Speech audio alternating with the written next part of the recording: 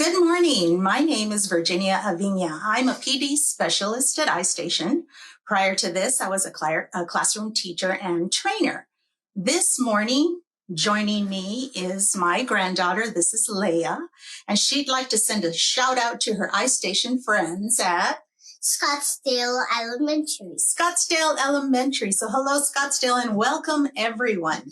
Today's topic is motivation. So I'm going to share 3 strategies to help keep your child motivated throughout the homeschool day. So let's get started. The first strategy is just making sure we have everything in place for learning. So this includes having a table or a desk, right? Some supplies and a nice schedule.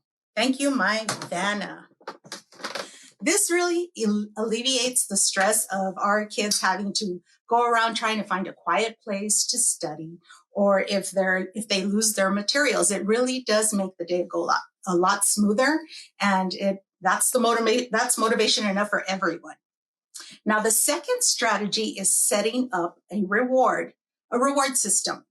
And in fact, you know what? Let me go back a little bit because I forgot to mention something about the schedule.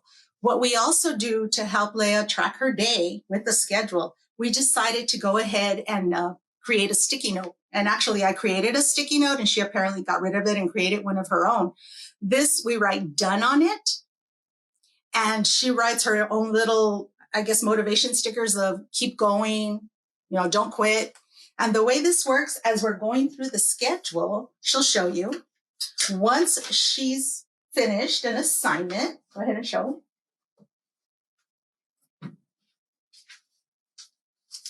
It works a lot like our to-do list. When we make a list of things that we're doing and after the task, we like to cross it out.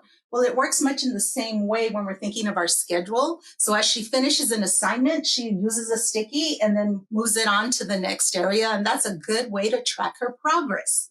And she says that she also likes the fact that it tells her how soon she'll be going to lunch and recess. So, win-win, everyone wins. So another of the strategies is setting up a reward system. So there's 2 parts to that, and it's important that we include our kids in the whole process. When we think of a reward system, it's a way to celebrate our kids' achievements. So part of that is talking to them about, well, what do we want to achieve? What would be a good goal to set? And it could be a daily goal. It could be a weekly goal. For Leah, she just started reading her first chapter book, so she's really excited. So we decided, you know what, you can probably read 3 chapters a week. So once you create the goal, then you write it down. And it's important that we post the goal. So we posted Leah's right up there, just a visual for her to revisit and to remind her on a daily basis. So once we have the goal set, then we could start thinking about the rewards. Now, there's different ways to do this. You can together decide on a set of rewards. I like to think of rewards like they have to be easy to do, and I don't want them to cost me anything. So we decided on 4 of them, and we like to fun it up. So what we did, we just wrote it on a couple of tongue depressors. It could be popsicle sticks. It could be folded sheets of paper stuck in there. And when she meets her goal, she just comes up and randomly selects one of the rewards, and she likes all of them, so she'll be happy. Or if you choose, you can also list them on a sheet of paper. And once your child achieves their goal, then they just go down the sheet of paper and choose the reward. Now, I mentioned I like it to be quick and easy and that it doesn't cost a thing. So some examples of things that we talked about was my favorite book. So she chooses a book that she really likes us to read to her maybe before bedtime or after dinner. Another example would be pick your movie. So during family movie night, she gets to pick the movie. But my favorite is help with the dishes. It's amazing how at this age, they still think chores are rewards. So I'm all in with that. So that is the reward system. Now, the last strategy kind of connects with what we were talking about just now, rewards. The research tells us that it's great to have a reward system, but it's also a good idea to help our kids transition into becoming what's called intrinsically motivated. So what does that mean and what does that look like?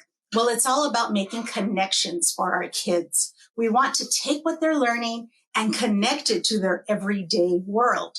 In doing that, we help them find value in what they're learning. And I like to do this through a process called powerful conversations, easy to do. So for example, let's say that I have my child who's learning fractions, and it just so happens that tonight for dinner, we're having pizza.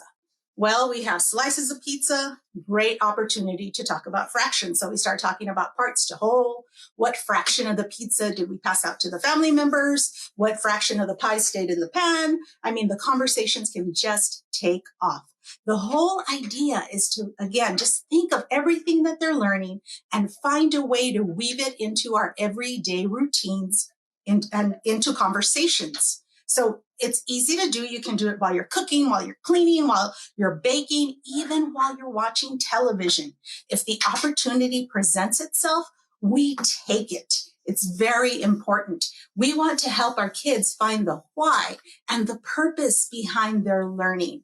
If they do that, then they can see that content and skill, then think about how it benefits their life, and then it becomes a tool in their life. And that is a powerful motivator. That's our segment for today. Thank you so much for joining. Leah and I thank you for visiting our home. If you have any ideas or suggestions, just drop a note down in the comments section. And don't forget to go to istation.com for more information on home instruction resources. And again, thank you for being a part of Red Cape Nation. Bye. Bye.